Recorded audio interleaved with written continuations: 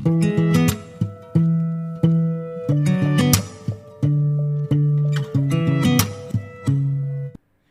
Back to my channel. നമ്മൾ what's in my bag segment ഒരുപാട് കണ്ടിട്ടുണ്ടല്ലോ. നമുക്കൊരു ചേഞ്ചിന് വേണ്ടിയിട്ട് വാട്ട്സ് ഇൻ മൈ വാലറ്റ്, എൻ്റെ പേഴ്സിൽ എന്തൊക്കെയാണോ ഉള്ളതെന്ന് കണ്ടാലോ.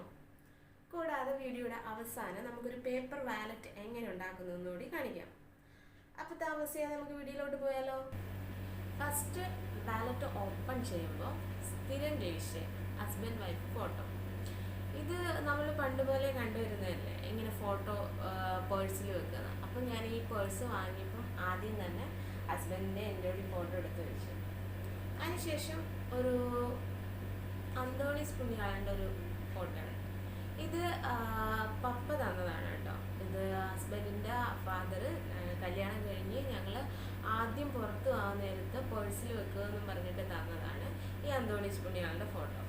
അപ്പോൾ അത് അതേപടി തന്നെ പേഴ്സിൽ സൂക്ഷിക്കുന്നുണ്ട്. പിന്നെ വന്നിട്ട് നമ്മുടെ ID കാർഡ്, സാധാരണ പേഴ്സിൽ ഓരോ ID പ്രൂഫേ വെക്കാറുള്ളൂ.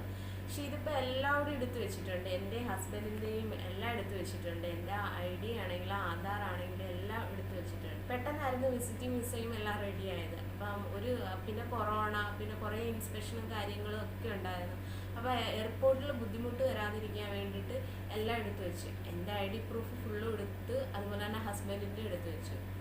പിന്നെ നമ്മൾ ഉള്ളതെന്ന് വെച്ചാൽ ഒരു ATM കാർഡ്, പിന്നെ ഇത് ഹസ്ബൻഡിൻ്റെ വിസിറ്റിംഗ് കാർഡ്.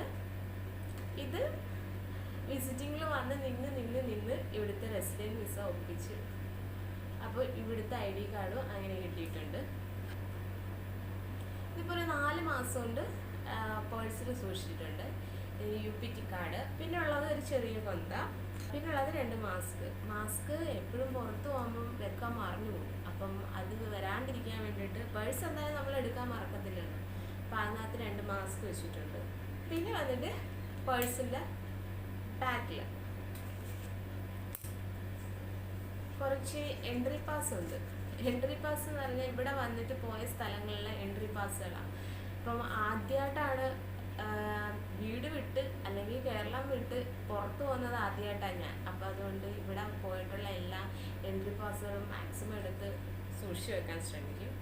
പിന്നെ ഉള്ളത് ഒരു വചനമാണ്, ബൈബിളിലെ ഒരു വചനം. ഈ വചനം എന്ന് പറഞ്ഞാൽ നമുക്ക് വിസിറ്റിംഗ് വിസ റെഡി ആയപ്പം ഹസ്ബൻഡ് എന്നെ വിളിച്ച് പറഞ്ഞു. ആദ്യം എന്നോട് പറഞ്ഞത് കൊറോണ ഒക്കെ ആയതുകൊണ്ട് ലീവില്ല, അപ്പം വിസിറ്റിംഗ് വിസയ്ക്ക് അപ്ലൈ ചെയ്യുന്നുണ്ട്, കിട്ടുവാണെങ്കിൽ ഉടനെ വരേണ്ടി വരുമോ എന്ന് പറഞ്ഞു. അപ്പോഴും എൻ്റെ പ്രതീക്ഷ എല്ലാം ഒന്ന് പ്രോസസ്സ് എല്ലാം കഴിഞ്ഞ് വരാനായിട്ട് ഒരു 10-15 ദിവസം എടുക്കുമെന്നാണ്. പക്ഷെ അന്ന് നൈറ്റ് വിളിച്ചിട്ട് പറയുന്നത് വിസിറ്റിംഗ് വിസ റെഡി ആയിരുന്നു. അപ്പോൾ പെട്ടെന്ന് ബൈബിൾ എടുത്ത് നോക്കിയപ്പോൾ നമുക്ക് കിട്ടിയ വചനമാണിത്. ഇത് അതേപടി തന്നെ പേഴ്സിൽ സൂക്ഷിച്ചിട്ടുണ്ട്. അപ്പോൾ ഇത്രയാണ് എൻ്റെ പേഴ്സിലുള്ളത്. അപ്പോൾ ഇനി നമുക്കിനി ഒരു പേപ്പർ വാലറ്റ് ഉണ്ടാക്കുന്നത് എങ്ങനെയാണെന്ന് നോക്കിയാലോ.